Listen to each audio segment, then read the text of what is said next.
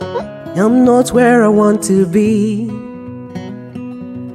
but I'm in what was once a dream.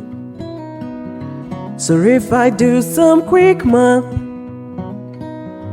the future equals a dream come true.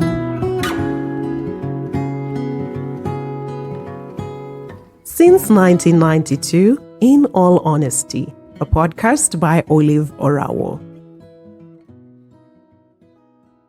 Hello, hi, how you doing? Welcome to another episode of the In All Honesty podcast. My fabulous name is OLAVEORAWO, and we are recording this episode at the Trio Media Studios in Lavington, Nairobi, Kenya. And as I have told you before, please come over to this space. It's a very beautiful, cozy space, and it's very friendly to your pocket. So this is a space that you would love to create your content in. And today on this podcast, I have two familiar faces. Karibuni. Thank you. Thank you for showing up again. Asante. As I've told people, I don't offer anything. So if people are willing to come more than once, it is more than... in fact, resident host. Karibu sana. Thank you so much for coming. Today we are discussing firstborns, the life of a firstborn, assistant parents, basically that experience, how the experience is even right now, how it affected our lives. But we can get with introductions. If you've never been here, you don't know these two people, welcome. If you've been here before and you don't know these two people, I don't know. But yeah, you can start by introducing yourselves, how you'd like to be known. Thank you, Olive. Thank you for having me back. My name is Morioki Kiai, or Climax with Ciru. I'm happy to be back. Thank you. Thank you for coming. Hi everyone. It's giving welcome Again. to my channel. My name is Agnes and I am a music executive and a meme peddler. Yeah. And I'm so happy to be here. Thank you for inviting me once again. And thank you for co-hosting 3 shows now. As usual, we have responses that come in. I post my prompt on social media and we have responses that come in, and that basically will just be our talking points. And if it triggers anything, just let me know and then we can get to talk. I also understand that sometimes when we have people in studio, it's not exactly it doesn't represent everyone because people have diverse experiences. Yeah. So if you also have a story of someone else that you know, we can also just talk about that so that everyone feels seen and represented. So on my prompt, I asked, what was or is life like as a firstborn? Are you an assistant parent? And the first response I got here was from a secondborn, because firstborns are not seen all the time. Secondborn, akakuja akasema, I am a secondborn assistant parent, parent of my parents and all. Wow. So I will not address this because we still have an episode on secondborn, on like middleborns and lastborns. So utakuja the week after next week. Sawa. Someone else said, we are just 2 and we are twins, but I was here first. So you just came out first, but you're twins. 22 years later is when I'm getting firstborn roles. 22 years in caps. Na alama ya mshangao iyo. As twins, being firstborn didn't matter, but 22 years later, I'm expected to take care of a grown man. He also doesn't like it because he knows he's capable of taking care of himself.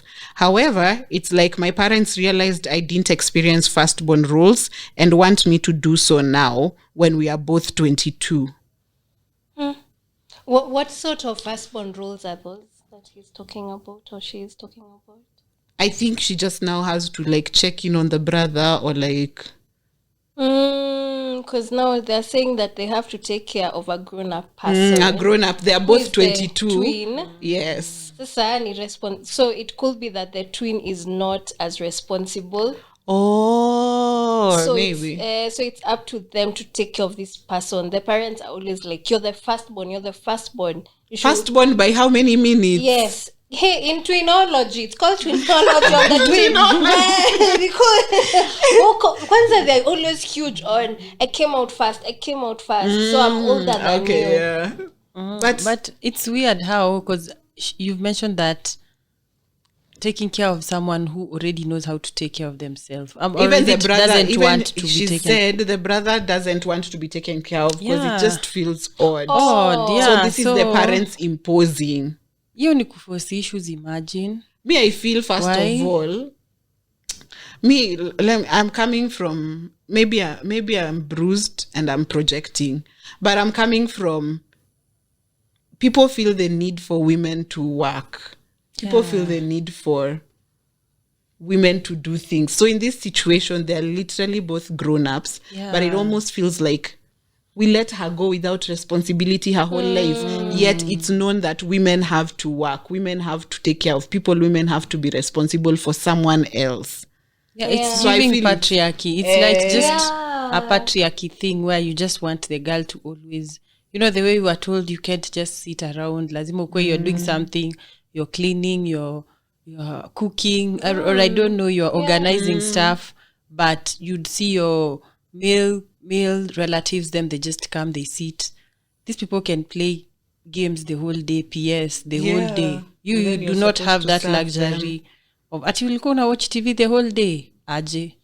Me, that was very odd to me, but I think that's usually, and I think it's coming up now that she's in the age of starting to get married. Your parents are starting to think of you as a wife. She's 22, right? Yes. I wanted to say that because kawaida, there has been this thought, I don't know whether it's medically proven, that women age faster than as they grow up, they end up being more mature than men. So it could be, to her, they're 22, sindo. So you being 22 as a woman, you're quote unquote ripe for marriage, but the man is not, they're still a child. Yes. So it's up to you to take up this responsibility. You're the woman. You don't check in on your brother. You don't.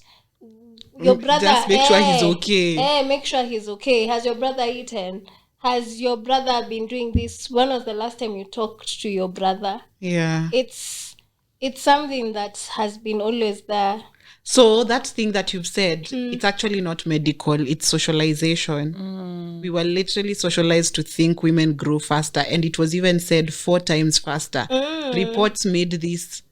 It is not, no, it has been socialization. And the weird thing is, we grow up faster than men, but you can't elect a female president. Apparently. You can't have that woman become a CEO. I thought she's more mature because you'll have a problem with a female CEO, but when it comes to marriage, it's acceptable. It's really effed up. We are grown, we can take care of everything until it's time when you want something, when a man wants something. Yeah. Oh yeah, I think your parents Release are just us. deep in the patriarchy. At this point, it has nothing to do with you being a firstborn. The fact that it's come up, you being 22, they're just starting to see you in the wifely duties, and they feel like probably they let you get away with a lot when they should have been teaching you how to take care of Your brother. a brother or a man. That's usually siyo ndo nini, that's the practice. We take care of our male relatives so that we're when practicing we get for our married. husband. Oh, shindwe. Guys, you'll be back. Itoshe. Hey, you many trigger. Hey, that one has trigger. Wait, I'll see if she can come on for that podcast, the one related to that. Okay. Hey, oh yeah. Hiya, someone else said, stop shouting at me. What? Lately, you've been on my case. Release her. Release him or Release me her. now. Parentification of children is a thing, and then you wonder why firstborns don't want kids. Parental duties on a child budget. That's what she said. So she's brought up the thing of firstborns not wanting children. A lot of firstborns are actually child-free. But something came up during the mother left episode. Yes. And it was like firstborns, almost, since they are so used to taking care of people, it's easier for them to just get children and start a family. So it can go 2 ways. Yeah. Okay. But we also had a lady there who's not ready. She doesn't want to have kids. You remember? Yes. Yeah. And for her, it was name. parentification. Yes. Mwamoshe. Yes, because she took care of her siblings. Yes. Yes, because her mom wasn't there. So she was forced. So as she grew older, she's like, she doesn't want kids because she's already like taken care. She's already a mom. She was a mom at a very young age. And for you and Vicky, since you are already mothering, you are just thinking, see, now I mine. Now I just give birth to my own. It's the same thing. The same thing. I also think it's because me and Vicky, when our parents died, but I was small. I think we were mature. We were able to process it. And also process it in the sense that I have to do ABCD. But for her, I would say maybe it's because she was, her mom passed away when she was very small. So growing up, she had to take care, to be a mom from an extremely young age. And me, it's usually very disturbing for me. I don't know, maybe I'm triggered from a personal point. Even when I'm walking on the road, and I see a very young child, you'll see like a 6-year-old carrying like, let's say, a 2-year-old. I hate that. And they're from the shop, or it's her who has to make sure she doesn't get knocked by a car. I'm just like, you're both children. Both of you are very tiny. Both of you are so... And that's because you're the firstborn. Yeah. No, you're first. And you didn't even ask to be a firstborn. You just arrived. You have to just parent others. You know, when my mom passed away, I was forced. Everyone kept saying, "You're the older one. You're the firstborn. You have to do this. You have to do this." So, being the firstborn, it was my responsibility to take care of my small sister and to take care of my dad, because my aunties would ask, "Has your dad eaten? Have you done ABCD?" Because you're the firstborn. No, you're the one who's forced to take this up and now parent a full grown ass man when he's going through his emotions. Plus his daughter, simply because you're the firstborn. Yeah. I think for women it comes on as responsibility for the entire family. And I really, next time I put out a prompt, please guys reach out. I'm trying to find men who can come. For men, I know from personal friends, it happens that if you're the firstborn, it almost seems like they have to now fend for the family, especially if you don't grow up in a very stable background. They just go into the personality of being a provider from a very young age, like you can go and sell a few things. Sometimes men have to make, what is this Nini we've watched? Is it Pepeta? These scripts that Kenyans have, Easy Life Zageto. Like you see, they have to, sometimes a firstborn will have to debate with the idea of, should I sell drugs? Should I get into crime? Because my family needs to eat. The role of parenting has been solely placed on you. On them. And them it's even more strenuous because they're expected to provide. And you see, provision is something that comes. You probably, if you stop providing, there are dire consequences. But if it's like things like emotional and whatever, I'll say, you cut them off. You get. And I've seen even these memes or this, we make them as jokes, but it's really unfortunate because you'll hear someone say, mi siwezi taka kuolewa in a family where, like, I'm married to the firstborn son. True.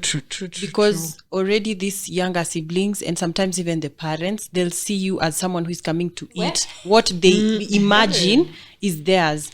So you'll be really frustrated by the parents and even the siblings, the in-laws. Because they're like, and you wonder. So you want your brother to not be married so that you people, and it's for very selfish reasons. So you'll just hear say, huyu mwanamke anakula tu pesa ya ndugu yetu, nini. But in the real sense, when you go and open and see what is happening, it's for their own selfish reasons.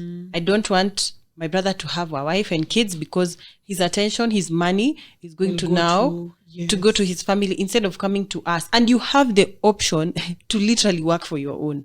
And even in that sense, this sometimes people don't want to marry a firstborn man because then if you find a family that doesn't mind him getting married, or rather he's married you out of hard-headedness, now that responsibility lies on you two as the couple. Yeah. Because you've seen situations where the man has lost his job or something. And it's the And wife. now when you're calculating budgets, there's budgets for money that goes to the mother-in-law that family. will come out of your Yeah. pockets Yeah. to go to his mother because he carries the provider role in his family. So Yeah, I was actually even reading this book on finances by Florence Bett. Oh, you've read it? Yes. Eh. And I really like reading I want to read finance. I like reading finance books by Africans, especially Kenyans, because the advice is so It's homely. Yeah. Yeah. And she was saying how before you get married to someone, you need to know what responsibilities they have to their family. Because that thing ukosanisha watu. You find you get married to this person, you probably you have already disclosed to each other, this is what we are earning. Yeah. And then ikifika kwa ground, you realize 75% of that money goes to his family. So he's only bringing 25% to the family. And you now are expected to take the burden of, and I always say it's not bad to help your relatives. But these people who become entitled or they are intentionally lazy because they know Olive is going to do it, Esther is going to do it, those are the problematic ones. And they make even the life for the firstborn much more difficult. Yeah. I have experienced exactly what you said because I was married to a firstborn and all the responsibility was on the family. So do you know those families where tunasomesha firstborn so that you can come take care of the family? Yeah. So That you is a think very twisted black mentality. tax. So that was the situation, and he got his first job. He wasn't earning as much during that job, but with his little 10,000, I think he used to earn 15,000, and I was pregnant at the time. They were expecting him to take care of his family. Still. So now that you've gotten a job, you're the one who has to, your sister needs to go to school, pay school fees. Your dad needs sijui this for biashara. Your other siblings need school fees. It was a lot, and those are one of the factors that drove to our separation. Because I remember one time his family told him, why are you married to this Kikuyu woman? You're the one, you should be here instead taking care of your family. In fact, unafaa kuwa hapo umejengea baba yako nyumba.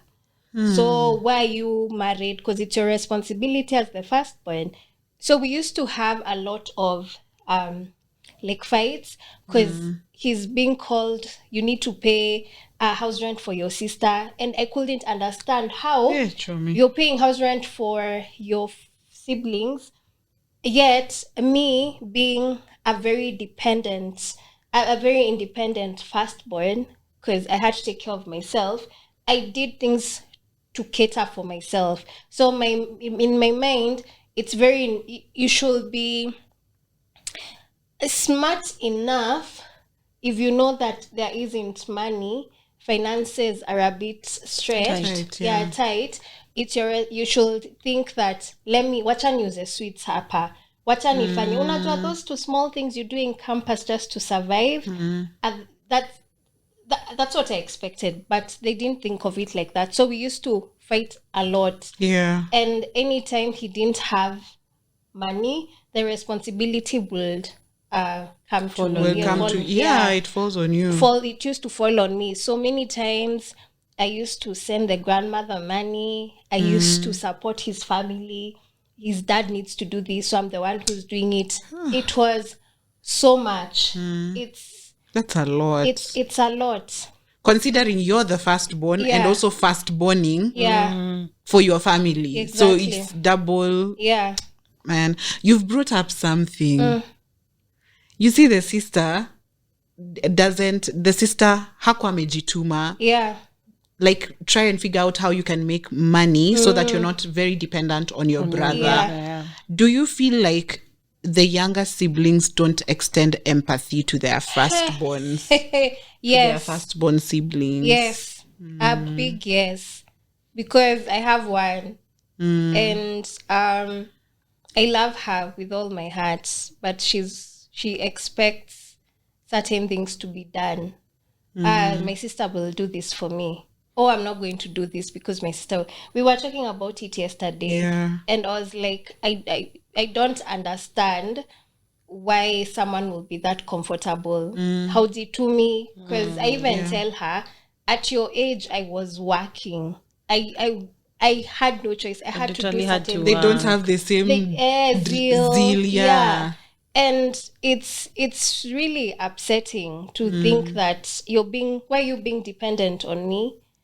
Go have your own life as well. Can you try and I also just the fact that I've always been so mind blown by younger siblings who literally see what the older sibling is going through, and it's hard. Yeah. And it's not even for yourself. It's not even out of independence. It's out of, let me ease this off my sister or my brother. I would think it would come from that approach.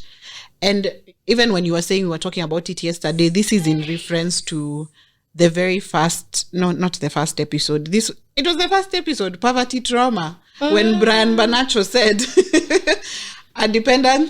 someone is depending on you. That dependent will go and get an extra dependent to come to, and all of them will depend on you. Yeah, dependents don't have limits. People who take don't have limits. Let me tell you. Yeah, takers. Yeah, the people who just suck off the energy and they take whatever they can, and that's how they operate. Imagine. So must be nice. So you are taking care of your younger sister. You're trying to make sure everything is okay. You're trying to take care of yourself. Your sister might just go live her best life. She doesn't have her own money. She might go get pregnant. Yes. Bring that child to your house. So that you have another child. Dependents have no shame. Dependents have no shame. Another person's child. We will go to Maria Stops. I said that. Honorable mention. Hey, please. They should sponsor this podcast. There is no way I am raising someone else's child. To tell Maria, you want to have sex? Let's get condoms. Hey, there is no way. Dependents can really. I know of an instance where, but this is not the firstborn. This is the person who has been firstbornized. Literally, yeah. They've been firstbornized, and they're struggling to take care of themselves. And you see, when you work hard, you also want to enjoy your money. Me, I can't wait to start traveling on a whim because I've made good money. Yes, I cannot be solving grandma alimeza steel wool when I've just planned for my you've heard those memes at shosho alimeza wembe jembe yo. So this person who I know, like, they've been taking care of their sister and their sister's kids, right? Then the other day, like, just when they are struggling to take care of their sister's kids, the sister comes, she has another boy. Oh, wait. And even when she was telling, she was so fucking pissed. Oh, sorry, focusing. She was so really pissed because she's like, how dare you? Yeah. How dare you? And you know very well. And it's because they know you are an empath. They know you will not abandon them. Kick them out. Yeah, they know they atadu. And there are those people who have that mentality for atadu. Yeah. Yeah, so there's a story I saw on TikTok of this chick who's a firstborn. Yeah. And she got pregnant and she was raising that kid until she met this man, and she's pretending how she's a virgin.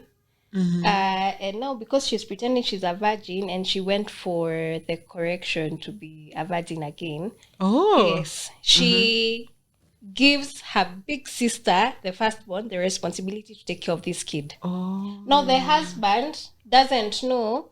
The husband talks really bad about this firstborn because for having a kid outside of wedlock. Exactly. Oh yeah. Some of you are wicked. Some of you are wicked. No. Get out. She's so upset because now she wants to tell on her sister to the husband that, in fact, this kid that you keep shaming me about is your wife's, and I've taken this kid because I'm the firstborn and I'm an empath. And how much elasticity is this empathy, please? Because firstborns, you're out here also doing the most. You need to have limits. I think that's what me I've learned over time. You can't, and not just even in the sense of being a first, because automatically as a firstborn, I was told, number one, you have to set a good example for your siblings. That's so because of that, you're always trying to do the right thing. You're this goody two-shoes person. You don't rebel. You go to school. You don't want to. I think the most crimes I committed in school ilikuwa kuandikwa kwa noisemakers. And most of the time is because the prefect just hated me. Mwalimu na sahi tunalipa taxes sisi wote. Na ulikuwa unaniandika Agnes times 1,000. Labda prefect wako na tax exemptions. Sahi si mnalipa tax. Na housing levy. A boy of Sugoi does not recognize. Anyway, I think that's the worst crime I committed in school. Kuandikwa kwa noisemakers, which was mnapewa punishment, scrub pavements, mfagie class after, which built my cleaning skills anyway. A win is a win. So you see, being a firstborn, you're always told you have to set a good example. And you always have to put everyone else before you. So unaona hiyo unaulizwa, where's your sister? Has your sister eaten? Like, I remember this instance when we were kids. My sister who follows me, she was very kichwa ngumu. She still is. And I love her attitude towards life. I always wish I could be like her, because she doesn't take crap. Yeah. So I don't know what she did. I think there's this time where, when we were kids, we were always told to respect our elders. And now this time, people used to say this phrase for mind your own business is very rude to say. I don't know if you guys had that thing, because for us, if you ever told someone, mind your business, that's like the rudest. Rude. It's like you've cursed. Yeah. So I don't know what discussion she was having with an uncle of mine, and she just told him, mind your business. And my uncle got so pissed, he caned her. So now after she's been caned, now there's an aunt of mine who is asking me, where were you when your sister was being caned? I'm like, whoa. I did not say mind your business. Was I there? Naomba nijitoe tu. Kidogo tu. Naomba nijitoe. Because how is that my fault? Mi sijui hata walikuwa nakorofishana why. And then even if you were there, how would you have stopped your uncle from killing your sister? You're small. You're a child. You're also a child. Like the pressure to just always apart put everyone that, you're first. Tiny. You're tiny. Like you're physically. Yeah. So you have to fight with your uncle. And I just remember, I always remember that instance, and I'm like, why? How was it my problem? Yeah, it's a lot. How was it my problem? So being a firstborn, that thing for set a good example and always put everyone first. That is where I think that boundless empathy comes from, and it is very, very. Firstborns, we are people pleasers. A good one. Alisikia vibaya. Nani alijam? The people who literally walk around here, they don't care. Nilikukanyaga ukajam, so.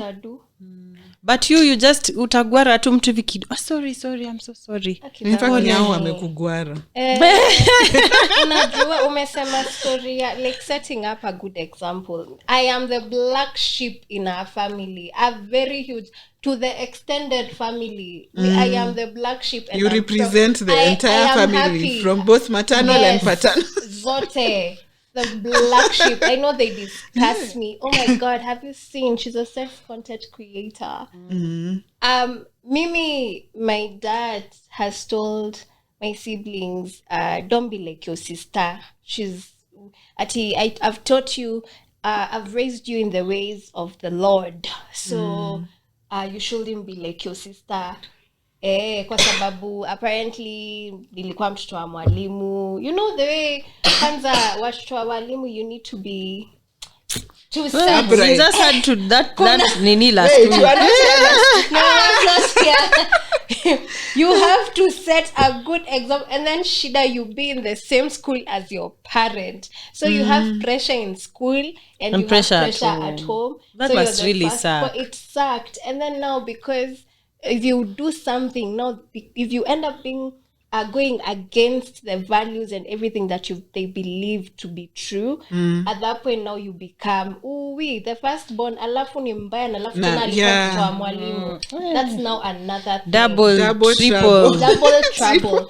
So my sister is always told, don't be like your sister. She's so disrespectful. And they're told this in the same breath as, Ciru, can you send me money? Yes. Don't be like your sister Don't be who like needs your to be sister. sending me money right now urgently. For the longest Una 2K time. urgently ni wendo unatumanga. Natoa. But those people for 2K urgently. How is someone's money urgent to you? Like, unless it's mi a man. sijaielewa. No, unless it's a man. Aki hapana. Me, I cannot need your 2K urgently. Mimi I will need your 2K urgently. In fact, 10,000. Nitakuomba kwa heshima if I really need it. Urgent. At urgently. Kuna mtu niliambia- Really, kwa agent. kuna mtu niliambia, Kwa agent. I need 10,000 urgently. Akaniambia, sawa usijali, wacha tuangalie. Kuna wenye wakuambiwa urgently agi. Okay. Ngoja nimalize hiyo point Where kabla were you? usome. Juu naona unataka kusoma. Yeah. Par nini kuambiwa that you're the black Not be sheep. like your sister. Don't Yeah. be like your sister. There's a time because I rebelled after high school because my dad was not there. If you've listened to the previous episode, your mom's When mom left. left, Yeah. you'll know. So mwendo uko msikize. I went nilituma ushago because nimekuwa kichwa ngumu. And at that time I started living life alone. And for the longest time my sister was always told she's msichana mbaya. It was always put into her because I did not set up that good example. Yeah. So up to now nimekuwa msichana mbaya. So I'm working a lot to change that mindset. Oh, your sisters. Yeah. Because now to her ni huyu msichana ni mbaya. So anytime I speak up against something in the family, I'm told that I'm being very disrespectful. And every time anytime he finds an opportunity, he will say, I taught you this, you rebelled, you have changed your ways. Wewe ni firstborn mbaya. Apart from your experience, now there's a whole smear campaign Yes. for you Yes. across the entire family. Yes. Yeah. Very sad. I don't know. I don't know how that one for changing the mentality of your other siblings. Because I think I saw, was it Lydia Wanjiro? There's this time where she brought her sister. They were separated with her elder sister. This time where she brought her elder sister and they were just discussing what happened. Why didn't you? I think Lydia was asking, why didn't you come back for me? And I think siblings, if you can, take the time to understand your siblings' perspective of life. Yeah. Because a lot of times we're living with strangers who we share blood with. Honestly, because me, it's juicy too is when me and my sister started talking in our adulthood. And they're like, that's what you are going through. We were living in the same house and you don't know what Olive you even is share going beds, you share bedrooms. You don't know what your sister is going through. You might wake up one day, your sibling has unalived themselves. You honestly cannot tell. Understand why. Agie. How, yeah. You were okay. So, where siblings is a whole thing. Someone else said, yes, I am an assistant parent. How much do you think it would cost to sell the title though? I'm sorry for you. You are stuck with it. Someone else said, I wasn't firstborn, but got assigned the post at a young age when our eldest passed on. Where do I fall? Dealing with grief of losing your sibling, Then taking the up their burden position and Where? being horrible. So your whole life is literally someone else's. I've seen that a lot in the African community. Because in families, you'll hear... so the way the African community is set up, the first one is the head of the family, the firstborn. So they're the ones who are responsible of everything in that family if the dad dies. So it's the firstborn who's responsible of Mama Koaje, the titles, land, anything, finances. Everything, yeah. It just basically the estate of the family. It's the firstborn. So if that firstborn, if the firstborn dies, now it's the secondborn who takes it up. Yeah, and I've seen that happen in our family. It must. I felt for them. My heart broke for them because I feel like their entire lives they're living as a shadow of someone. Like, I am not the firstborn, but I am the firstborn. And even while you're taking up this firstborn role and you're taking care of everyone, does anyone ever register that you also you grieve this your sibling who you've left such big shoes that you just went on to feel, and no one ever cares for how you deal with that? I think that is heavy. It's a guy. I wouldn't know. Let me check the profile. It's similar with Kitambo, for families that have that. It's a girl. Yeah. For families that have that, they're very staunch with their African grassroots. Yes. They're very, when it's the woman is not the one who usually heads the family. It's the son. Oh, yes. Yeah. So you're the firstborn as the daughter, but the son has to be there. He has to take up those responsibilities. Have you seen it with our parents? Yeah. It's very common. It's really it's something else. So you as the firstborn, your title is taken. That only happens when you're for the matters of what you've called estate. Estate, yeah. But if I needed inheritance property as a girl, as a firstborn, I am overlooked. Yes. But in the case of taking care of people, making sure people are healthy and happy, that is the woman's responsibility, regardless of whether you are firstborn or not. And if the firstborn was a boy, it would automatically fall on the next girl. Yes. Hey. So for us, we are taking responsibility. For them, they are taking wealth. Hey. Heri wao aki. Must be nice. It is the slogan for kazi kwa vijana, pesa kwa wazazi. Literally. It literally is. I'm sorry, guys. I already know. I have a very strong feeling because now I'm the black sheep of the family. If there was a boy, that's the person who would take up the land. That's true. Yet mimi nimekuwa hapa nikingangana, because I remember when my sister was going to school, and that's the same time my baby girl was starting school. When kids are starting school fees is a lot, because uniform nini, it's so much. The initial investment. Yeah. So I was told, nimepatikana na hii shida, your sister needs to go to school. Atenda shule aje.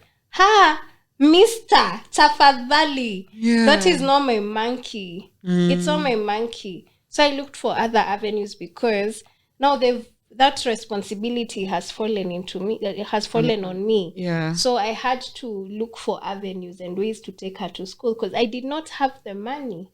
So the other day at Megonjeka, that's what I was telling you guys. And I'm just thinking, God, please, can this man stay alive? Because I do not have money for burial. Because if he was to die, I'm the one who will take it up. Yeah. And why we were reacting to that is because for us it felt so sad that you've been socialized, or how do you call it? You've been socialized so much to attend to people that even in dire situations, as situations of sickness or health, for you it computes as money or resources. Yeah. And it's not that I love Shiko, I don't want Shiko to die. It's just that if Shiko dies, it will cost me. Can you imagine a human being having to calculate human life like that? I'm sure there are so many firstborns who would do that. Yeah. Because mzazi wako kwanza hajajipanga. Yeah. And you've always heard me say, I always want people around me to thrive. Yeah. It's for the same reason. I wouldn't sit here and want my sister to do something bad because that will automatically fall on you. I need my sister to have a good job. I need my sister to be in a good marriage. I need my sister to take care of her kids. If anything happens to your sister. So you guys can't be haters. You can't be sadists.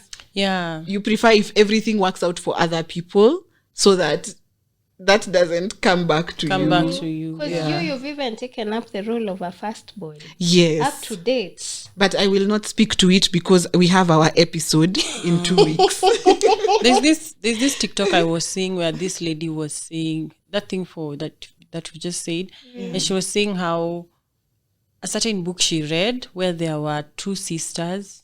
Okay, there were sisters, and the eldest, I think she got married to a prince. It's set in the old times. So the eldest married a prince, and they were able to be well off financially and all that. And then one of the sisters, because she is that thing for dependents who do not have limits.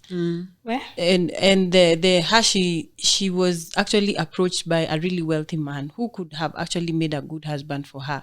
But out of spite, she decided to marry a man who wasn't that well off, and just to get the attention of her sisters, so that she can be the center of attention, because all her sisters are married well. She wants to stand out. You know, those people who are like, let me ruin my life to get attention. So that, And in the end, actually, the way her life turned out, her sisters had to bail her out every single time. They had to adopt kids that she could not support. Exactly. So at the end of the day, we need to have a culture of wanting people to thrive. And also, there are also these firstborns who have this savior syndrome. So they always want to be the ones who are doing well, so that they can always swoop in and save. Oh, Esther is suffering. Come and see Mimi. I also see it with some celebrities online. I'm not going to mention names, where every single time you give someone 1,000 bob, you want it to be publicized, press all over the press. That savior syndrome thing. Explain that to me. That is, it is some sort of, what is it called? It's a sort of trauma, and if you don't recognize it, you'll realize that you really enjoy helping people, and you'll find that you actually don't want people to be independent. You want people to be dependent on you. Because you are the firstborn. You're the firstborn. It's not really firstborn. Okay, it's common among firstborns, but you will sabotage Esther just so that she can remain in your claws. You don't want Esther to thrive because I just want Esther to be in my clothes. I want to be the one pulling the strings, to puppeteer you. And then in the end, people will clap for me and say, if it wasn't Agnes, nakwambia huyo Esther angeteseka. If it wasn't... sometimes it appears as... It is a trauma that is so hidden you won't even notice. But sometimes it appears as you not deliberately doing things in your life to, like, let's say your sister is a menace. She's not helping you in any way. She's decided her life. Everything falls back on you.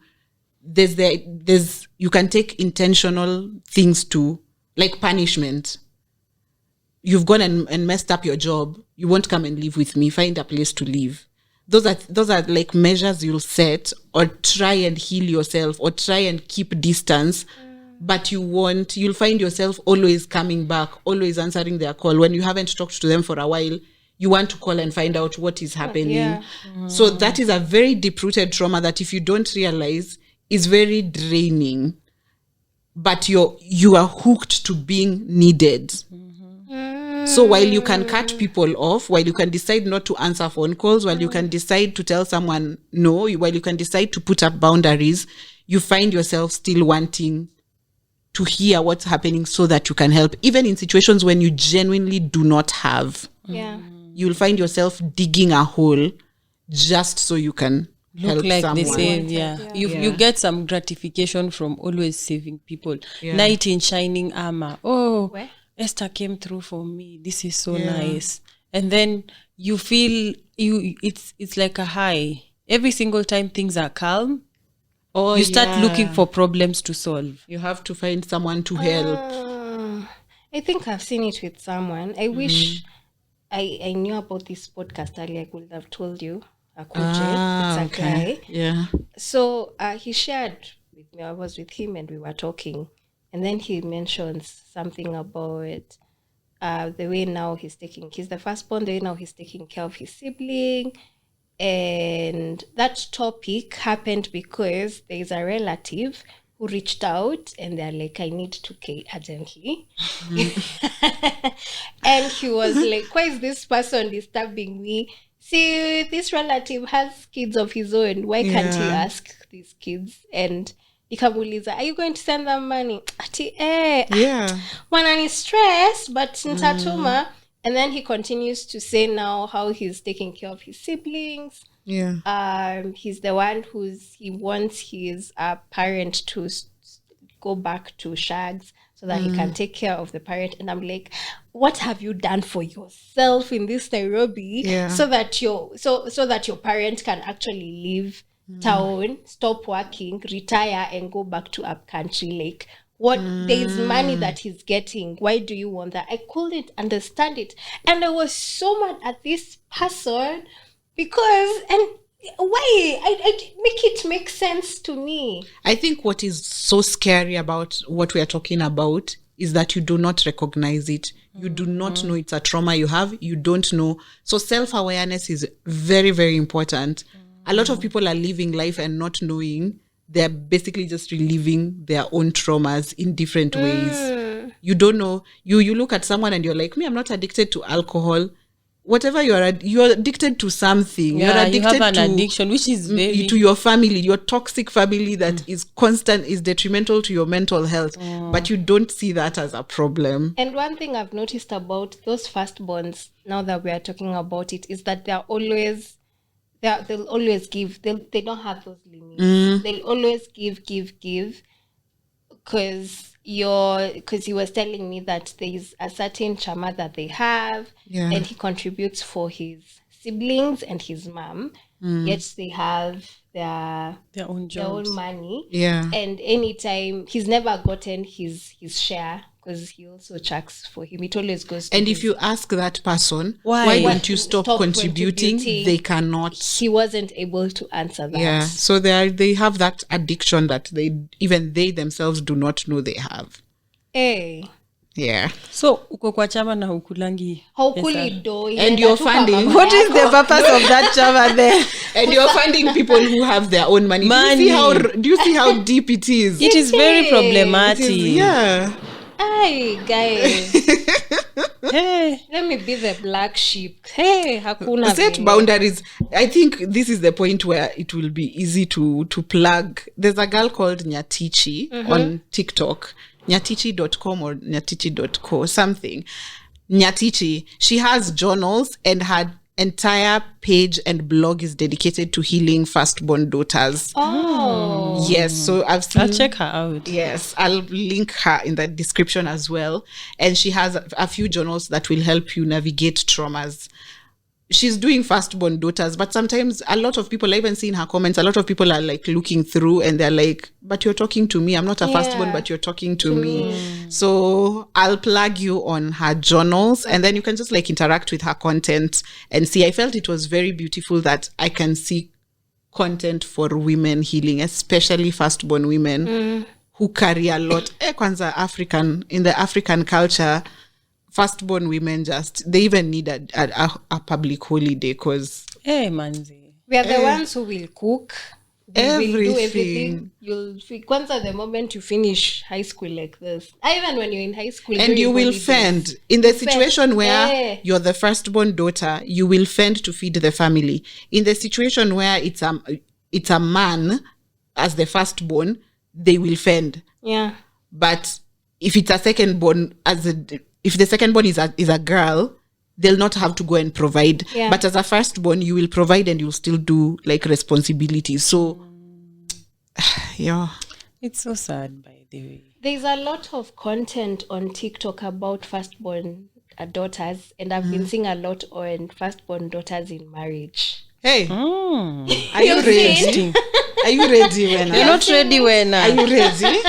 I'm so tired. The way, even in marriage, like what we said, even in marriage, as a firstborn daughter, you get into it as a firstborn daughter. Does it make sense? It does. Like, so you come with this energy for always want to give. You always in the want beginning, to care. first of all, before we get to marriage, you will attract men who want to be taken care of. Yes. Firstborn daughters will most often marry a man who is as good as a child. Yes, or a last. As good as they'll take care of this person. So they have similar. 4 children and then plus the husband. They have 5. It's similar to this thing for many nurses have unemployed lazy husbands. Oh, they do. I did not know that. I saw it on TikTok and I was like, yo. I've never thought about it, and the minute you've mentioned it, I've thought because you come with this energy of every single I can take care couch of I know who's a man. And is married to a nurse. Their wife is a nurse. Because the wife is a caregiver. Hey, just so release us. Where? Guys, learn how your mental space works. Learn psychology. Because I feel it will free you from a lot of things. It will. Understand psychology in whatever capacity you can. Just understand a bit of psychology. We need, I feel like every firstborn daughter needs to go for therapy because we have been conditioned to take care of the family. You're the one who's taking care of the family. You're the disciplinarian in the family. Are you the disciplinarian in the family? No, that is a role I can't add because I'm not... You're so... I'm very soft. I even always say if I have kids, I hope their father will have the disciplinarian energy because I don't have it. I don't know how to start telling... Even when somebody will call me and tell me, Ebu, talk to your cousin. What do you want me to say? Me nitamtumia 2 memes in terms of memes zenye zinakaa ziko na warning. Subliminals. Mimi ndo the disciplinarian. And when I think about the people that I know who are firstborns, there's one who's coming into mind very, very strongly. Her siblings are scared of her. You become a discipline. Because that's her responsibility. You see, a lot of firstborns go into HR. Oh, they do. They're very unataka kupanga watu. They're very moved to do this year. Yes. Yeah. You see the way you're saying your sister was telling your uncle mind your business and your auntie was asking you where were you. Yeah. What I feel like she meant was where were you to correct your sister? Oh, not to attack the uncle. But I'm not your parent. Mimi hata hiyo mind your business sijui ulilearn wapi. It is your responsibility as the firstborn to discipline your sister. I didn't think of that. I hadn't thought of it that way. When you see kids playing outside, the elder one is the one who's usually told, take care of your small sister, take care of your small brother. So when your sister or your brother does something wrong, when they come back to the house, wewe ndo unaulizwa ulikuwa wapi. When the parents are going somewhere, it is the firstborn. Uhakikishe hii imefanywa. When what I know is what I've seen, ukitoka, because me and my sister, we have a very huge gap. But also I saw it with my guardian. Wakati alikuwa naenda, nilikuwa naambiwa wakisha chakula imepikwa nini, mtoto ameoga, wamefanya hivi. Ungekuwa mdogo na mzazi wako apate vitu hazijafanywa and your sibling amevunja glass ama amefanya kitu, utaulizwa where were you when she was doing so you'll be punished for someone else's mistake. So growing up you have to become the disciplinarian, the force to reckon with, because you have to make sure that missed me. I didn't have the time. You're lucky. I didn't have the time to discipline people. You've said about breaking things. I just remembered a story. There's a time when we were kids, my sister who follows me, shout out to Reggie. She's so interesting. So what she did, I think she wanted to see what would happen if she threw a coin inside the thermos. And she let her intrusive thoughts win. I mean, I could never let my intrusive thoughts win. So she put the 10 shilling inside and then the flask seat got broken. No, I can't remember the excuse she gave, but it was hilarious. It was so hilarious. My own mother couldn't stop laughing. Because I think my mom was just like, this is dumb, but you're so funny. You see those, there's something you've said that literally plays to that. You'd never let your intrusive thoughts win. Never. The consequences are dire. Your siblings, however, they're experiment. What would happen? Yeah. What would happen? I just like, Reggie, what were you thinking? Putting a 10 shilling coin inside the flask. She's like, I just wanted, and she broke that flask for that one that is always used. You know, if you broke a flask that is not used, you could have just hidden it somewhere. She broke the one that we usually use. That's a family member. Man, you know, even I remember asking her, and she was really worried because my mom was a disciplinarian. She knew mom, and then she just came up. I can't remember if I remember it, I'll tell you. But it was hilarious. Yeah, I feel so triggered because I feel like a lot of the common sense I have is not experiences I've had. You are just so scared of ever doing something that you knew was not common sense. I didn't have it in me to ever experiment. So you just went across life doing things the right way. But if someone were to put you in a situation where it's done the wrong way, you didn't know how to navigate it. Experiment was not. It wasn't there. It wasn't your thing. Even up to now, I'd say I'm a very...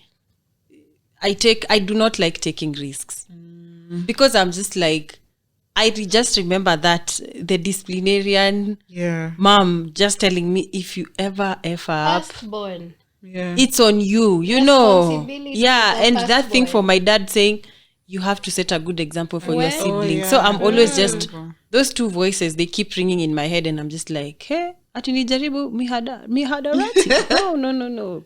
I read somewhere that, I don't remember where I got it, but I read somewhere that firstborns are usually the most responsible, but they go into careers that don't fulfill them as much and don't pay as much. Lastborns, however, tend to be very careless, carefree, are free to experiment. They're very open to things. And apparently lastborns are usually the most successful in families. And I'm thinking you can link it back to them being so confident that they can try out things. They were told the world is your oyster. You were told, where? Don't you try. Hapana Don't you jaribu. dare. How dare you? Hey, utakipata. Dai. Should I read the next one? The longer ones now. Okay. I don't know if this will have so much to discuss on, but the next one will be, I'm officially a member of your gang. I watched you read my post, and let me tell you how excited I was. Oh, you get so excited when your posts get read. So on to the next episode about firstborns. I am a firstborn, so it goes without saying I'm automatically a deputy parent. The only expectations that were put on me were that I be a good example, which wasn't really pressure, except for one. I was about to sit my KCPE. I was so scared of failing that I'd cry. Didn't disappoint though. What I know is, I know what it means to love someone so much that you want them to succeed. He is working but struggling. Oh, that's the brother. That's the part where I have noticed my youngest brother has been mistaking me for his parent. And then I have to connect it back. Except for one, I was about to sit my KCPE. What I know is, I know that it means so much. I know what it means so much to love someone and want them to succeed. He is working but struggling because the pay can barely sustain him. So more often than not, I would help him here and there. It's not an expectation, neither a responsibility. I just don't like to hear that he's going through it when I can help him. I'm glad he asks for help, and when I can, I come through. Deep down, I'm so proud of how responsible he turned out. So for her, she doesn't feel like it's a responsibility. And she says the only expectation that was just set a good example. I think she doesn't realize she's traumatized. You're going through trauma.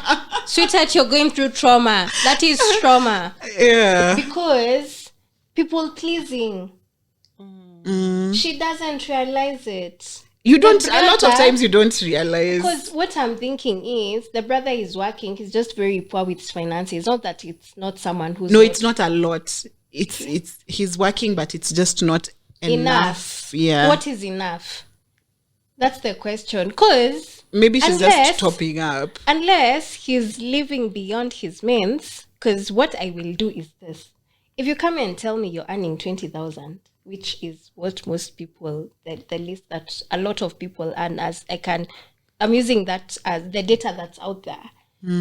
I would advise, tafuta kanyumba, fanya hivi, so that you can afford. You'll never have enough. Like, I'll come and teach you the basics of budgeting and finances. So her coming here to save the brother, because it's not enough, quote unquote. It's basically people pleasing, and she doesn't realize it. Oh yeah, you might not. Maybe sometimes it presents as the discomfort of I'm living in a 20K house, I'm earning this much, and my brother is earning 5K, so he's living in a 1K house. So it's difficult to comprehend that I'm living as a middle class, my brother is living as a low class, yet maybe you feel like we should both be middle. So maybe that's what you're trying to compensate for, so that you're both on the same level, or rather not so but far still off. It's some sort of I still feel like it's some sort of trauma that she just hasn't realized. Even her saying the only expectation that was put on me was just be a good example. Yeah, you why don't should I realize be how a much good that example? wires you different. That's why should I be money. a good example? Everybody should have their own will. That's why she's sending money. She was just be a good example. I'd also like to know how she handles situations in life, because that be a good example, that thing is really wires you differently your whole life. You will be so scared of failure. You'll be so embarrassed of things like sharing, like the way I've told you, I don't share anything unless it comes back as success, because how will I deal with the explanation of it failed? Because you are always supposed to be a good example, and a good example never failed. And a good example is perfect. So you can't even let the world, you can even be struggling with something and you will not ask for help. And myself, I don't even know how to ask. Like, if you see me come and ask help, asking for help, I'm really niko vibaya. It is a very bad place. I mean, otherwise I'll most of the time handle my issues peke yangu. The hyper independence. Yeah, I'm like, oh, I don't have money. Let me get to Mshwari. It has a higher penalty in terms of not penalty, interest rate. And I could just tell my friend, hey, unaweza nisaidia na pesa. That's why me that nisaidia na 2K urgently. It shocks me. It shocked me, because what do you mean? Mimi nitaenda Mshwari. No, leave the romantic relationship out. Even right now, it's very difficult for me to tell Esther, can you send me 2K urgently? Sometimes when you're in that situation, you feel like I'd rather even take it from a bank than go exactly tell my friend, where there's the systems are set, than trying to navigate murky waters of friendships and all that with true. I don't know, but again, it could be. And then there's something you've said, that she's scared of failing. So it could be that the brother has enough, he can manage. Let's not speak for her. Maybe this man is suffering. But because maybe the brother is not failing in his eyes. It's so it could be the sister anamuona the same thing you said. I'm living in a 20K house, and my bro is living probably in a 2K house. So in my eyes, my brother is failing. And I want everyone to be perfect, everything to be perfect. Or maybe in his brother's eyes, he's fine. He's fine, And now the money could be not enough, because the brother has seen, again, siblings. The brother has seen, probably, my sister comes through for me. Either way. She says, what I know is I know what it means to love someone so much that you want them to succeed. Exactly. He is working but struggling because the pay can barely sustain him. So more often than not, I would help him here and there. So, yes, I've understood what Shiro is saying. The other question I'd have, I wish she had explained the context of whether their parents are able or not. Because if he's barely surviving and his parents are there, why should I take it up? Hey, but let me tell I have you noticed. again. Oh, she also says, I have noticed my youngest brother has been mistaking me for his parent. If kama wazazi wako see, and there's someone who said this. Amezoea kusaidiwa. There's someone who said she doesn't notice that she's her herself. She doesn't notice that these people might be taking advantage of how me, open and how Yeah. much she loves them, and just there's someone does who not said mind. the adultification of children is one of the side effects or the effects of she mentioned patriarchy, saying that where the woman is doing everything, the man is just analeta tu pesa then anawacha. So because the woman will become overwhelmed, she'll need a deputy parent, and the deputy parent will automatically become the firstborn. But if we lived in a world where both the mother and the father were financially, emotionally, all those facets involved in the child's life, then the mother would not need to outsource for a deputy parent. Because tell me why you are living in a house with a man, you do everything alone, and you have, let's say you have 2 kids, right? You wake up, you make breakfast, you serve everybody, then after that you have to go to work, then you come back, you still have to clean up, make sure the kids are okay. What makes you think this woman will not tell the firstborn child, leo sasa hakikisha umetaki in brother yako saa kulala? While if they were doing it together, they could actually be mmoja anaosha mtoto mdogo, mwingine anavalisha huyu nguo, something like that. So you have like where both parents are actually 100% involved. And money is not enough, because what we've come to realize is that we've made people believe that money is enough, so men just need to provide. And when men are told to provide, they think they only need to provide money. As I've used the context of me moving in with my ex before, when I saw how many moving parts there is in managing a house, I was like, imagine me give me rent, I just pay this amount every month. That is way easier than mama fu anafaa kukuja. We are going to the market to buy food. The house needs to get cleaned. Milk needs to be taken. What I'm eating for supper, it is exhausting. The mental load is exhausting. Expensive. You cannot put a price tag to on it. the mental work that is done. So that's what needs to be split. But this idea of I'm bringing in the money, why can't you take care of the house? If the roles were to be switched, let me bring you money, you take care of the house, we see. If you have the capacity. Because you see, even taking care of the house comes with a lot of emotional labor. When the kid comes from school, they were bullied, it's you to sit down with them and tell them, this is what you do next time a bully comes, right? Sometimes it's not even that extreme. The way she was saying, sometimes the child has just come from school, they're excited. They are talking off their head. And you just want to, you've had a bad day at work. She wants to tell you stories from here to now. They don't want to sleep. It's headed to 10 p.m. Oh yeah, get out. You know, kids are when they're from school, because in school there are so many rules. They have this burst of energy that they can't release. So the moment they get home, like this, kila kitu. Hey, mommy this, mommy that, mommy But then that shows your home is healthy. Because for a lot of people, school was a safer place than home. Home, when you came, you were mom. True. You could not speak anything. Children are supposed to be seen and not heard. So that means you've created a healthy space. I will stop complaining. Well, just try to manage it. Because even me, my parents tell me that when, like I told you guys in the previous episode, those who listened, me was easy to raise. My mom tells me, like, I was very easy to raise. I didn't sumbua kwenda shule. I didn't have weird disciplinary cases. I don't know, these stories for when you get to adolescence, your parents are worried, you'll get. My mom told me when it came to me, she didn't have those fears at all. Do you think it's because you were the firstborn and you had been told you have to set a good example? You have to. I think it's partly it could be because of that, but I also think maybe that's just my nature. Like I don't like chaos, drama, just like peace and quiet. But now my mom tells me now, because me when I went to school after I followed our house help, who had a friend in the nearby kindergarten, and that's how I started school.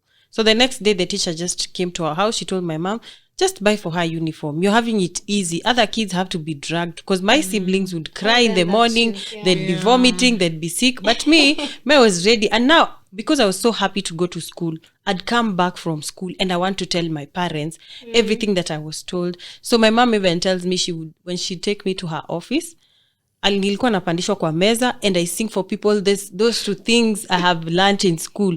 And she used to be like, Aggie, sometimes it was exhausting. I really wanted to sleep, but you are there telling me a, e, I, o, u. She tells me there's a poem called Samaki ni mnyama mdogo. I don't remember it, but her, she remembers the whole poem because I used to Yapa, Shanice. Yeah, so I get that. Yeah. I think my mom would really relate with what you're going through right now because I was literally like that. You're speaking and I'm just thinking of Amara, my daughter, because she's not a problematic baby. She's not at all. She's not. Maybe it's her nature because I don't want her to have firstborn traumas or only kid traumas. I don't know if I'll have another baby, but yeah. So I have now I understood. You on the other hand, ni kuogopa. What am I fearing? Ukiwa mdogo, when you were a very quiet child. Yeah. Juu uoga. I struggle to tell whether it was fear or it was nature because I was parentified very young, as young as I could remember. So I don't recall a time when I had autonomy. I can't wait for your that podcast because you don't want to talk about it. Yeah, but you have a lot of firstborn experiences. Yeah. And I remember us having a call and I was explaining to you because of that situation that we had at Village Market. You taking up responsibility of someone who should have taken it. And I was just trying to explain to you it's because growing up you are supposed to take up things. And I've always told people, if you tell me something, even right now you call me and you tell me, Olive, I'm supposed to pass by and pick lunch, it immediately registers as an errand in my head. Yeah. So it has to be ticked off the to-do list. And that is something I think maybe people don't get. Yeah. But a lot of things are responsibility. And I need it ticked off. So we need to go and do that thing and get you lunch. Yeah, so I can't remember whether I ever... So I don't know if who I am is my nature or it's all a ball of traumas. Nature, the nature process. Yeah, true. Anyways, nini middleborns watakuja. Hoping I have a similar experience with the rest of Can't wait for that episode. Middleborns mjitokeze. Msikwe, especially men. I think men need to have that culture of talking about. Kwanza firstborns. I've seen men struggle with being firstborns. They hold so much on their shoulders. They do. I'd have loved that they be here. Firstborn, yeah. But if you can, we'll talk again. We'll have season 5. Don't worry. If you feel like it, you tell me. We'll talk. I can share an experience of a firstborn guy that I know. Not my ex, but someone else that I know of. Yeah. This man has been forced to take up responsibility of the whole household in terms of businesses, everything. So the dad is unwell, the mom retired, they're both retired. They hadn't planned themselves. So anything that happens in that house is him. So they have other incomes, but it's not as much. So the mistakes of his father, for example, like the other time they had a bill ya KPLC ya 20,000, I mean 50,000, because the father wasn't paying. Now it's his responsibility to look for that money to make sure that he's paid off. Figure it out, anytime his mom is always calling, this is needed in the house. Hakuna unga, hakuna hii. So he's the firstborn son and the mother's husband. Yes. At the same time. Yes, and the sister is always like, hii natakikana. Oh, endea sister yako. Oh, fanya hivi. Hii haijafanywa. Oh, shamba inafaa kufanywa hivi. So he can't, if you think of this man wanting even to have his own family, children, he cannot at this point because there is so much. I've heard him say that he will wish that his father just goes and rests because it will be less of a burden for him. And if you see someone saying such things, Mimi on the other hand here, I'm like, man, mister, do not die because I don't have money for your burial. But he's like, just go and rest because it will be one less of a burden. Because some people, maybe for him, his perspective is, this will be a one-off expense. Yeah. Then if you're here, I still have to keep catering. Exactly. Ya matanga tutachanga ishe ulale. Huyu mwanaume hana maisha. That is so he sad. has no life at And all. I hope someone, I don't know if there are podcasts already that are doing this, but I hope someone is creating space for men to get therapy or to heal. Yeah. Because what I realize a lot with men is that they don't recognize, they're not aware that their day-to-day life is traumatic responses. So like that guy, he'll just go ahead and take care of his family, doesn't have the mind space to think about dating, to think about his own family, to think about his own health. He's taking care of a family, a full-blown family, as his sole responsibility, and it was not his He choice. didn't sign up for it. Yeah. So instead of looking for money to build wealth for himself, he's looking for money to cater for expenses. And then now what happens to him in his old age? Because you see, these prime years of working, these are the years you're supposed to not only experience life, but also plan for your days where you Your will not own, be able to work every day. So There's one very thing sad. I've heard someone say, and it usually sounds so harsh, but it is what it is. Your parents already lived their life and they had that chance to make better decisions. As much as you have to extend empathy and grace, at the end of the day, you still have to take care of yours. Like, you still have a life. How much more life do they have? If we just go by, let's not go at something might happen to you, you might die before your parents. Just looking at the way life is set, if you're 70-year-old, you're closer to death than a 30-year-old. So a 30-year-old shouldn't be working for your last 10 years. A 30-year-old should be working for the time when they are going 70. to become 7. So it's really unfair that you have to take care of someone's last years when your own future is not catered for. It's unfair, and that was placed on you. It's not you who chose to be here. And then it comes with a lot of emotional baggage as well, because every single time now when you get to that age of retiring, you will be those people. It creates a cycle basically. Yeah. So if you ever have kids, now your kids will have to do the same thing that you did for your parents. Take care of you. And it will come back with entitlement, because you feel like you're doing it for your parents. You'll feel like even your should be kids done for you. yeah. So you're not breaking the cycle, and that's what we are trying to do. But have you ever had their parents who tell their kids that I took you to school, I did this for you so that you can take care of your siblings. I took you to school so that you can do this. You can take care of me in my But old I didn't age. give birth to my siblings. I Mimi didn't. nimesikia mtu ameambiwa. That is where the disrespect Yeah. begins. You and mind your own business. Yeah, Same with her. someone was told, I used all my savings to take you to private university so that you can take care of your siblings, and you're not taking care of them. And who even told them that education is a guarantee for success? You know, even right now we are looking back, we were all duped by 844. True. Where? Sai huku nje ni connections. Good papa. Ni connections.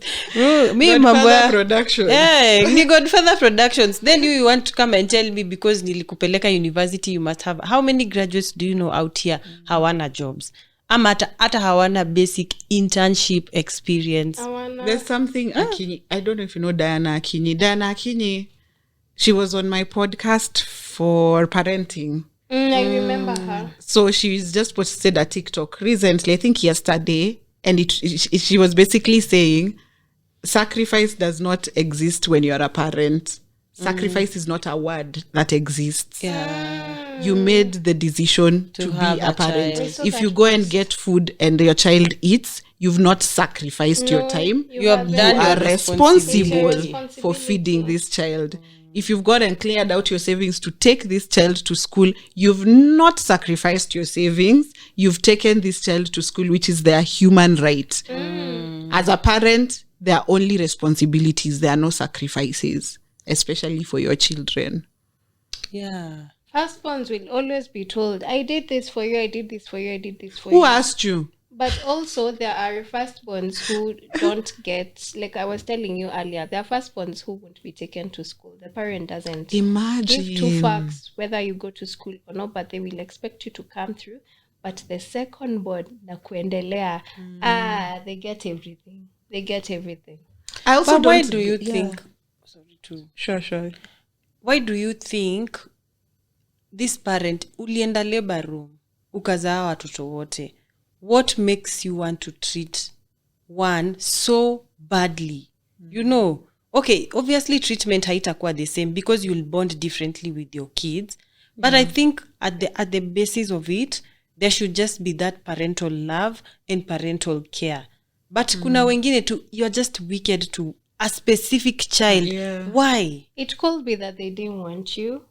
And you wanted the secondborn. Yeah, the secondborn. So the firstborn, you had no choice. So you had to take care of this child, whether you like it or not. And not because you've gotten used to it, you're like, we need a secondborn. So that secondborn, they don't come with a plan, but you're okay with the idea of having a child. So that secondborn will receive more love because they are not unwanted. That's what I think. So for the firstborn, they're just trying to... It's by law that they need to take care of you. It's not that they're... Yeah, so they're just trying to get you to 18. Now you're legal. Yeah. You figure. How many of us tulisimamia harusi za wazazi wetu? We are very many. And most of us, when you tulisimamia harusi, we are firstborns. The people who were in the lineup in their parents' weddings, they are mostly firstborns. Meaning you were married, you got that, they got you out of wedlock. You were not planned. And because now the way the society was Christians assemble. Exactly. You are not supposed to. Having a child out of wedlock is very... It is frowned upon. It is frowned upon, especially by our parents then. So you were a reminder of an embarrassment or a disgrace. So they had to get married because of that disgrace. And married in the sense that they've gone to the homestead and they have said, we have taken your daughter and we take a goat as just for... But now, so they are living together. They are now fending for you. You are not wanted. And now you smamia their wedding lineup. And now after that they decide, let's get another child. They just even when the wife gets pregnant or even when they have another child, it's not new. It's not new to them. So this child will receive more love. This firstborn episode is layered. I've never even thought of it like that. Yeah. That's weird. That is... But I'd have never thought of it like that. You are literally an accident or you are the reason their way of life took that way of life. They married who they married, or you are the reason they ended up with that husband or that wife. Yeah. Very deep. Let me read the last one here. Yeah, that's a long one. But I guess it's loaded. This is a super interesting topic for me because of the changes I am making with my kids. I will love it. Millennial and Gen Z, imagine me, I'll shout you out every episode. I think at some point my mother may have just surrendered her parenting rights to me by default. She would send me to my siblings' schools to attend to their academic and discipline issues. When they were misbehaving, she would just tell them, I'll tell Winnie. So she was the disciplinarian paka. Her siblings are threatened with her. And so my siblings and I had a love-hate relationship that we are currently working on a great deal.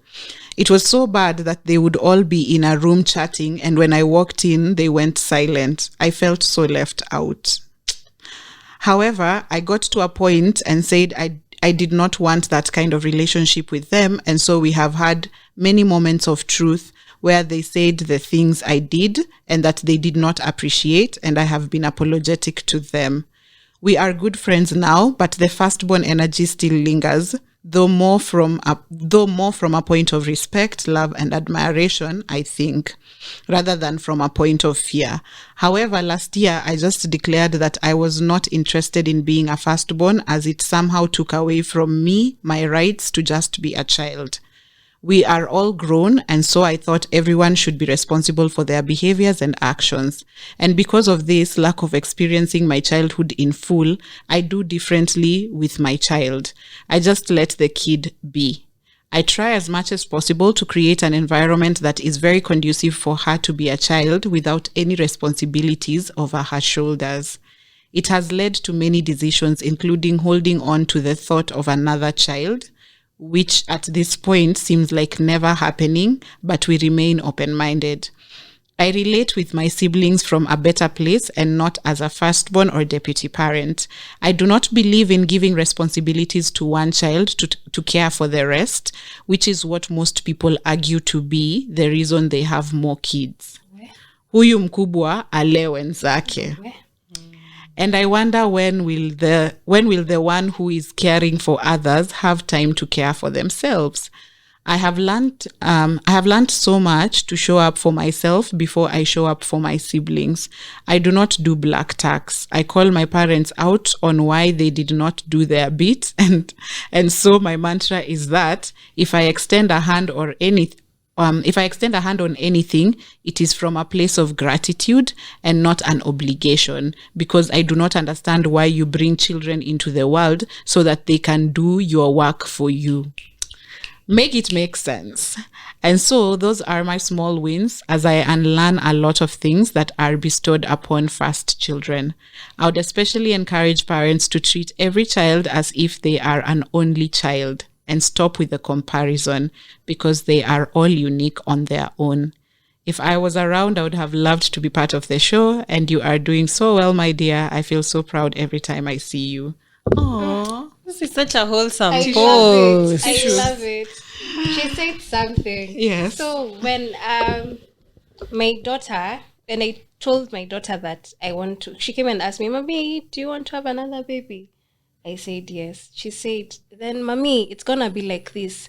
I won't change diapers. That's your baby. I will not take care of that baby." She is so woke. Yes. So right now I know if I was to have another child, Yeah. my daughter has put Her foot her down. foot down. She has said there is no way I'm taking care of this child. Yeah. It's your child. She doesn't even want kids. At a young age, she said that, "Mommy, I don't want to have babies. Yeah. Yeah, when I grow up." So I love.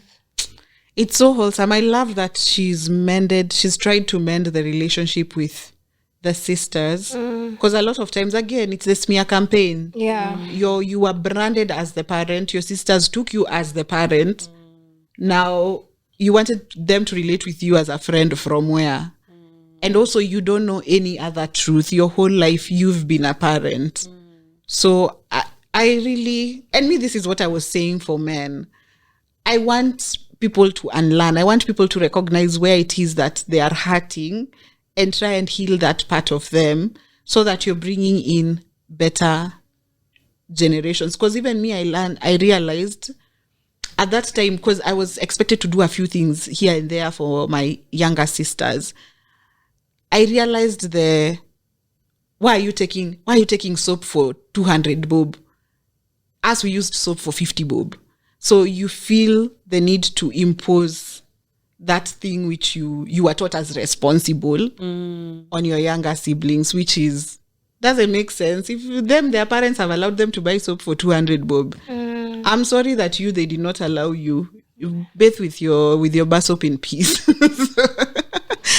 So yeah, this was so wholesome. Such a beautiful post. And the fact that she also says that she has created a dynamic where she'll call out her parents. Their firstborns can never see any wrong in their parents. Me, I see my younger sister tell my mom, when you said that, you hurt my feelings. I'm like, that's allowed. You can tell mom she hurt your feelings. Last ones are coming next week. Last ones do not care. They don't give a damn. Yeah, so being in that dynamic where you are actually giving feedback with honesty, whether it's good or bad, that is very important. It is. I would love to have her when she's back, because this was so wholesome. There's someone else who I also invited to the podcast, but they couldn't make it. And they said basically they couldn't make it because of firstborn duties. Firstborn. It was just like, oh my goodness, it haunts you your entire life. The fact that she can't say no to her parents. And then I like that. You see the way she said, I woke up one day and I said, I'm not firstborning. You disown that title. You're giving away your birthright. Let's normalize it. Si lazima. If you don't want to give me sijui what shamba where, it's fine. I'll get my own for my own kids. You know, one thing that I really struggled with my ex is that he couldn't say no to his parent. And that's a lot of men. He couldn't say no. I'm like, why can't you say firstborn? You have a newborn. Why can't you say no? Maybe on the other hand, nowadays, may say no and I'm frowned upon and I'm told the way I'm so disrespectful because I've told him the truth. I've told my dad the truth of the matter. You need to do this. You're not being a good dad. Yeah. Firstborns need to realize takers have no limits. That one they have to. They will take. Your parents could be the takers. Your siblings could be the takers. Because of your trauma now, the people around you, workmates, friends, they'll also take advantage and just leech on you. Be very keen and aware of your traumas, especially as a firstborn. If you are used to service, you will serve the world. And in your there's this story, I don't remember I don't know if you guys ever saw it. There's this story of a woman who she was known for a very good heart, a beautiful heart, and then she died, and the person who was now narrating this story was like, at her funeral, a lot of people talked and they were like, oh, Agie was such a good person. They did this and they did that. And no one, and if anyone was asked, including her husband and her kids, what did your mother like? They can't say. I had what personality? Yeah, did she have? Yes. What sorts of colors did she? You didn't know anything about this person. You only knew what they did or what they've done for you.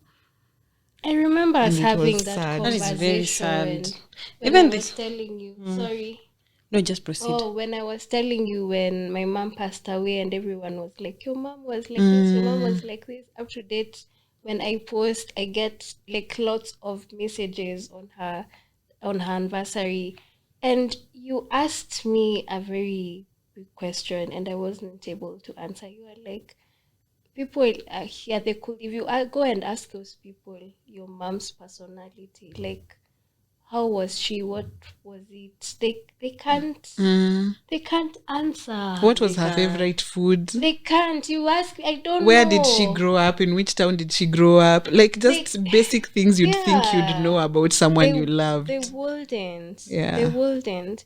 I would like you to have an episode on our parents are baby boomers. Please, because boomers you've said something about takers. They're always taking.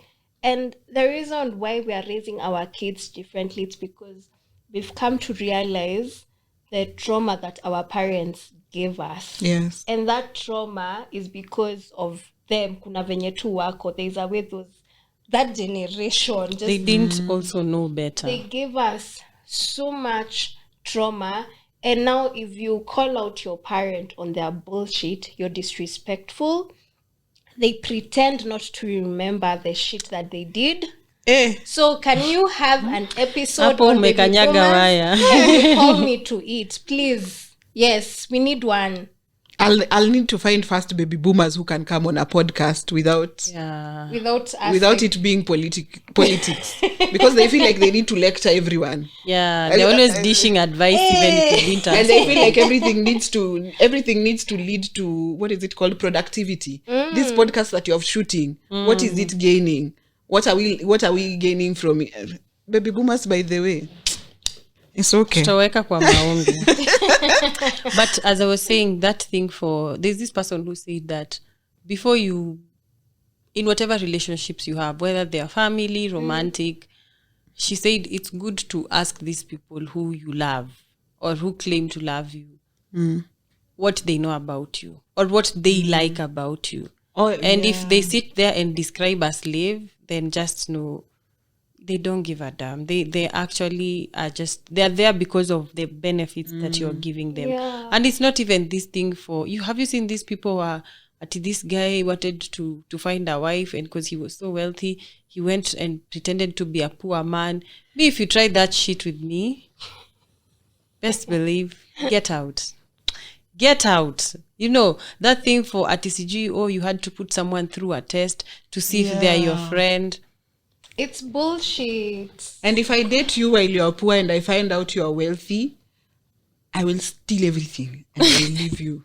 Because what nonsense is this? You also need a lesson. It's giving Afro cinema. It's giving Afro Nigerian movies. It's giving those two Bollywood movies of weirdness. Yeah. So just know these people who are around you. Do they love you for who you are, or is it the convenience that you bring to their lives? Because there are people who, the minute you cannot give them that convenience, they will vamoose. They will delete themselves from thy presence. So there's something you've said. It will be is my parting shot, I guess.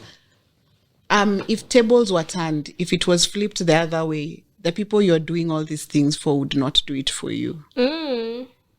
If someone texted you right now and said, send me 2K urgently, first of all, if it were you who needed the 2K urgently, they would not see that text ever.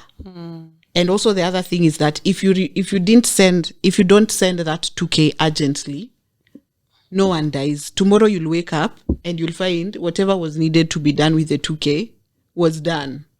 Or even it didn't even need to be done. It wasn't even an emergency. Yeah. I like that meme. I like that meme for it. When someone borrows me money and they're like, I need money. I need that money urgently. I'll return it by Friday evening. And you tell, just wait for Friday evening and use your own money. Yes. Because when it gets to that Friday and you're asking for that money back, it seems like you're begging. Trauma with money. Have you done an episode with money? No, we've not done for this season. We'll do. It's still there. Me, actually, I lend people money that I don't have a problem losing. Because the last time I gave somebody money, hiyo pesa inaniuma mpaka wa leo. Pesa inaniuma mahali.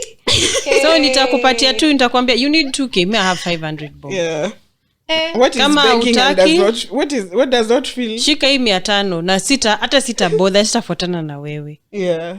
If I do not have the capacity mentally, emotionally, financially to give you, I'll tell you soon. Usiende kukopa pesa ndo upatie mtu. Even in the sense of giving what you can lose, I got to a point where I just stopped giving completely because I realized there are people who have a roster. Yes. So it doesn't matter. I'll ask you for 2K, but it doesn't matter. I've already considered it. I have insurance. If Shiko sends me 500, I still have texted Agie, Olive. So you have... ukiweka kwa WhatsApp group watasema, we, hata mimi nilimtumia 200 hakurudisha. So you realize you're also on a roster. So these days I'm just like, if you ask me, sometimes someone will ask you for something like 500. You're like, what is this 500 that is going? What is this? You mean my 500 will change your life? Let me see if I don't send it. We see. Because sometimes the money being asked for doesn't make sense. No, it doesn't. And sometimes they come with a lot of entitlement that makes you wonder, what impression have I created on this person that they feel they're entitled to my hard-earned money? Because me, in venye niko, I wouldn't do that. And even if I urgently needed it, I wouldn't make it look like lazima unipatie. I'd be very humble about it and ask you kindly, can you just, but mtu anakuja, mi ukishaniambia urgently. Urgently when ni nani? Maybe it's the same way. Hey, you need to work urgently. Nurses are attracting potato couches. It's the same way you, with your good values, you're attracting people who'll take advantage of it. Yeah. I got tired. Me urgently. I feel like you can actually, if you need, just say you need 2K. So you urgently. It comes off as entitled and rude as fuck. True. And also just like there's etiquette. Anyway, we'll do money on Financial it. We'll do etiquette. People's money. Unasema wengine nitarudisha ubadhirifu. Hiyo ni mko tu na ubadhirifu na ukosefu wa taadhima. Mko na tabia mbaya huku nje. Itoshe guys, let's not get into money because firstborns are out here minting money. Not people are minting firstborns money. Hey. Eriao. Anyway. Shosho amemeza wembe. Alikuwa anafanya nayo nini? Eh, jamani. Na wewe si mama yangu ndio nimtumie pesa. Yeah. Hata angekuwa mama yako. She should have known better. Si walikuwa nasema mtoto akililia wembe. You should have known better than to not play with. At this your big age. Unacheza na wembe. Why? Unaiweka kwa mdomo, inakaribia mdomo. You people just be what is it? Be firm. If someone calls you and asks you, "Oh, mommy has mezad wembe, please send 2K." Just sit down and tell them, "I'd like you to find a seat." Now, what was she doing with the wembe? How did this situation happen? Kwa umakini na What kinagaubaga. Kinagaubaga. What situation is she? Patia wembe simu. Patia wembe simu. Alieleza alikuwa anafanya nini karibu na mdomo yake. Alikuwa what did wembe want? Kilikuwa kinaendelea. Hey guys. Itoshe. Give me your parting shots, we close. You want to go first? Me, I'd say as a firstborn, just have self-awareness. I think self-awareness is the beginning of all great things. So once you have self-awareness, you'll be able to realize some of these things that you do are probably trauma responses. You'll be able to realize how to handle things.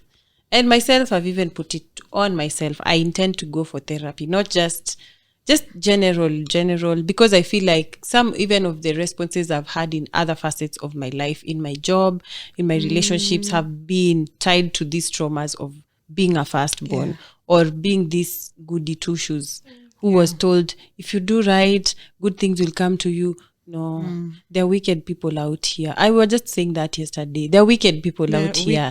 They don't care if you're a good or a bad person. They will show you shakara. They will do you shege. Yeah? Anyway, that's my parting shot. Thank you. Mine will be 2 things. One, all firstborns. I just realized all millennial firstborns. Yes. Of baby boomers' parents and all Gen Zs of old millennial parents. We need to go for therapy. I just discovered that right now when we started that firstborns need therapy. And 2, as a millennial parent, I'll just tell you, don't raise these kids the way our parents raised us. Yes. But the same thing that lady said, treat each kid differently. Yeah. Learn from the traumas that your parents give you, and just raise them with so much grace. And a child has no responsibility taking care of another child. Exactly. Let the child be a child. Let them be. That's all. Hey, you've guzad on that part where she said treat every child like the only child. Yes. Very important. Hiyo tumeanda. That last one, I'll publish it. Hey, you are so wholesome. You are very wise. We are learning from the traumas our parents gave us. Yeah. But again, me as usual, I'll definitely shout out millennial and Gen Z part. Honestly, I see you guys raising your kids. Hey, it's a beauty. It's a wow. It's a wow. It's lovely.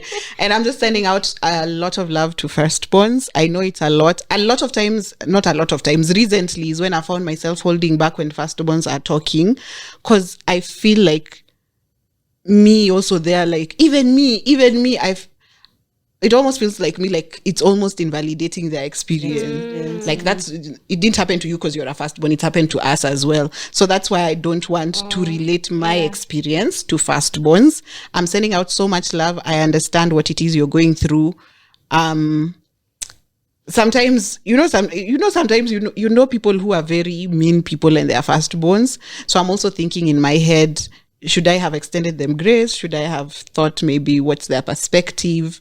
Maybe I'll just think about it. But they've also hurt me before, so we'll just figure out that balance. But for now, that brings us to the end of another episode of the In All Honesty podcast. I am so grateful to my friends and guests. I don't know how I could repay you, but you felt wholesome today. It's a good conversation. This is a beautiful space you've created. It's very beautiful. And trauma kidogo. Thank you. I'm so grateful for you coming. And until next week, bye. Bye. Next on the In All Honesty podcast.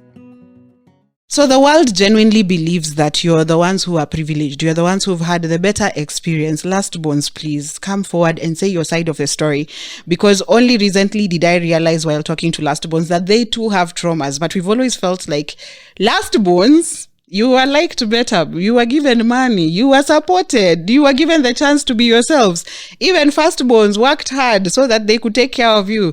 So I'd really like to understand what traumas, what challenges lastborns have gone through. Let's just talk about it, because I also feel like a lot of times you get shadowed because people feel like of course, you've had the better experience. Of course, you don't have traumas. How do you have traumas in the way you are so confident? So I also have my reservations about lastborns who say that they've struggled. So I'd like us to just talk about it. And you can tell me your stories. What are some of the things that you experienced growing up and even now are basically still affecting your life? Is being a lastborn changed your trajectory of your life? Are there things in your life that you feel I'm doing like this because I'm a lastborn and it's affecting the different aspects of my life? Like you'd see if you refer to the firstborn episode, there's so many situations where you realize the way you do things at work, the way you do things with your friends is because of the initial you being a firstborn or a lastborn or being whatever number in your family. So let's talk about it. Lastborns, please talk to me. Feel free to reach out to me if you want to come on the episode and share your experiences. But meanwhile, you can always talk to me through my DMs at OLAVEORAWO and through my email at olaveorawo@gmail.com. Bye. Do you hear that? Would you lend me some coins, please? The In All Honesty podcast needs you to continue running. I will deeply appreciate support from you. You can send monetary contributions to my Mpesa +254 728 171 059 via PayPal at OLAVEORAWO. That is OLAVEORAWO. You can support the podcast indirectly by buying merchandise and services I offer listed on my WhatsApp catalog. My WhatsApp number is +254 728 171 059. Did you think I'd forget? Advertise with the In All Honesty podcast. Hit me up to talk about it. You can do that via WhatsApp +254 728 171 059 or via email olaveorawo@gmail.com, or you can also DM me on socials at olaveorawo. You know, the hand that gives will receive an episode every week. I'm not where I want to be, but I'm in what was once a dream. So if I do some quick math, the future equals a dream come true.